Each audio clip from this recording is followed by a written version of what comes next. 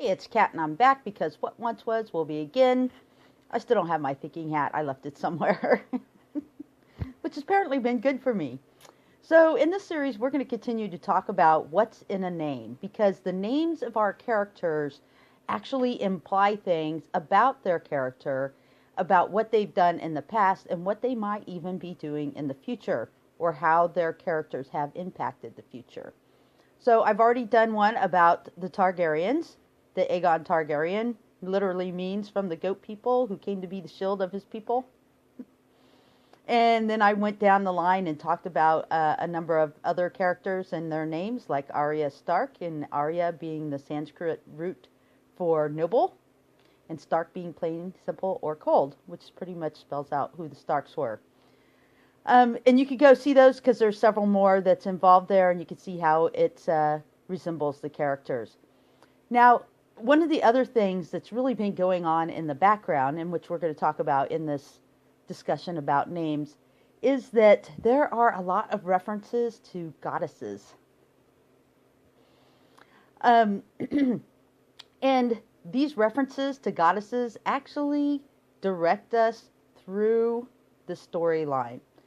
So one of the references to goddesses that I thought was really cool was Rhea, or Rhae. So you see this played out in certain names like Rainey's and Rhaenara and even Rhaegar.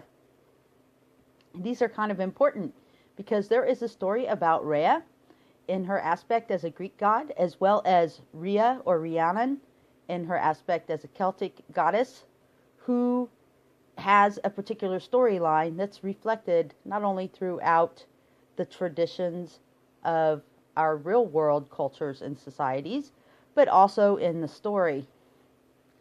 So if you know who Rhea is, Rhea was in fact the sister wife of Cronus.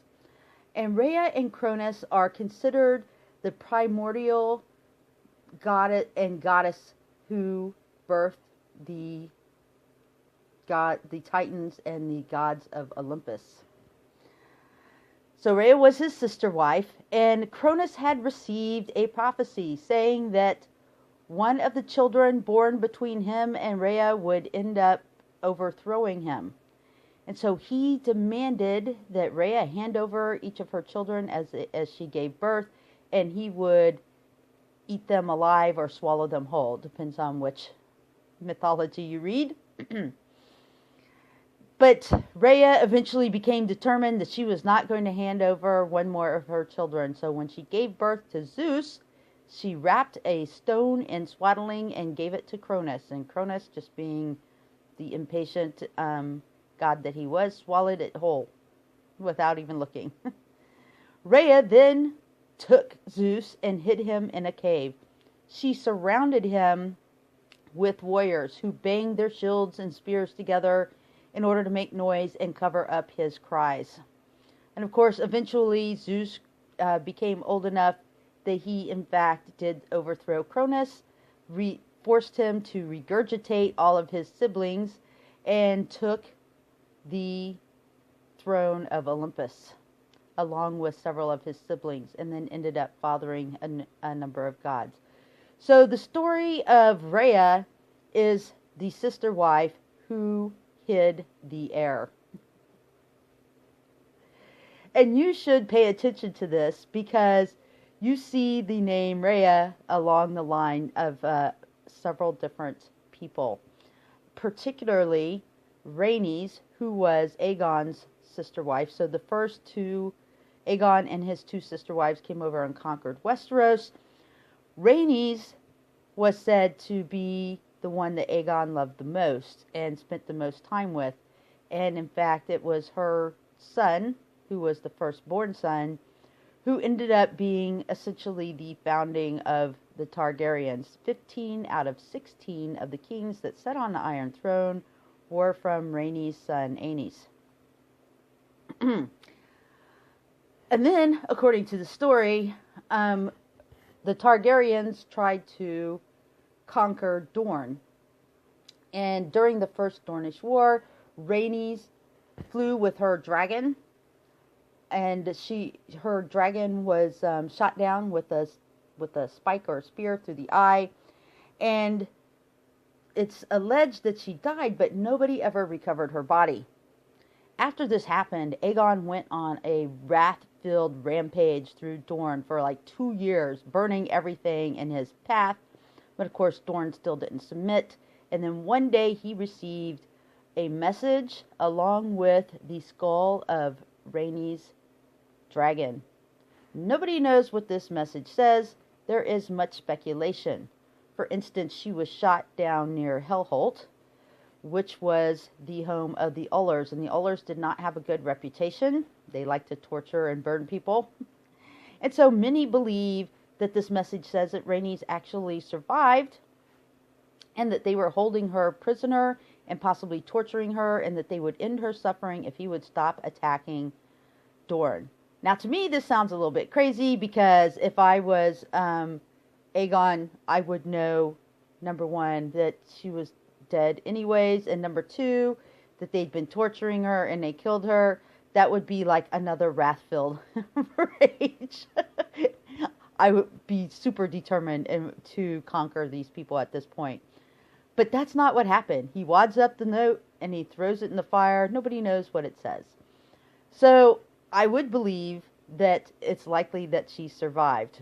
And basically, either she survived to marry into a family there, or potentially she survived and gave birth to a child, which was then possibly being held hostage, because you have to go along with the Rhea storyline here that in fact there was a hidden heir.